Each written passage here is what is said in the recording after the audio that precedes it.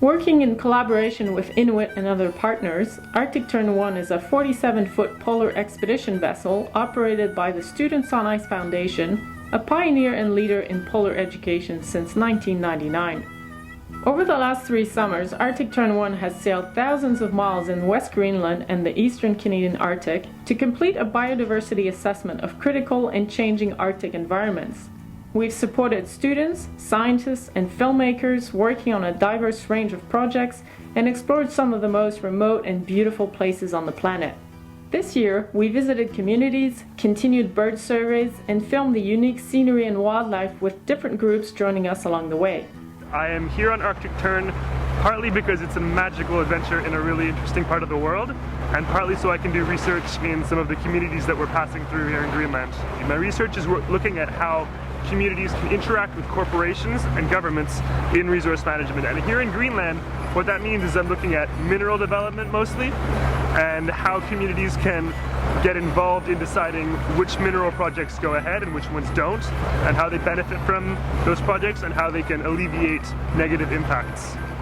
Operating in the Arctic always comes with many challenges. This year, we were delayed by the weather and the late breakup of the sea ice. A few days behind schedule, we finally left Greenland and crossed back across Baffin Bay to Canada, where we met 2 scientists working for the Canadian Wildlife Service. Our objective over the next 2 weeks was to spend as much time as possible on the bird cliffs at KRISTIE, where thick-billed murres breed during the short Arctic summer. Yeah, so some of the tags that we are using this year have an automated download function, so that means that when the birds come back to the colony, the data is downloaded to the base station that we left there. So if we happen to not be able to recapture the bird, or if the tag falls off, then we still are able to collect the data. This information is pretty important right now because this area is undergoing a new development with respect to the Baffinlands mine at the Mary River site. And what this mine is going to be doing ultimately is shipping their minerals out through Eclipse Sound and right past Cape Graham Moore, next to where this thick-billed murre colony is. The information collected over the last 2 seasons has allowed scientists to better understand the life cycle of these migratory birds that depend on the fragile ocean ecosystem for their survival. After finishing the bird surveys, our last group for the summer joined us in Pond Inlet.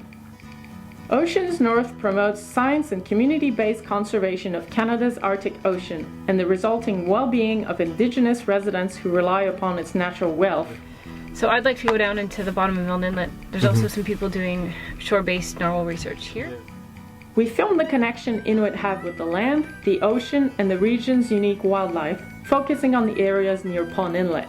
These waters are known for their rich biodiversity, and they are critical for the local communities. We were asked to join Oceans North to help out teaching 2 Inuit girls how to use a camera. So we went through stuff like ISO, shutter, aperture, basically how to run a DSLR for video. Well, Oceans North, their mandate or their tagline is protecting life in the Arctic. To me, what that means is protecting the landscape, protecting the communities, protecting a way of life. Sustainable development of the Canadian North starts with a strong understanding of the North, and this is where Arctic Tern I has played an important role. Over the past 3 seasons, we have studied and documented the biodiversity of Baffin Bay and surrounding waters. We've carried experts, scientists, filmmakers, and Inuit guides, and delivered data to the local and scientific communities.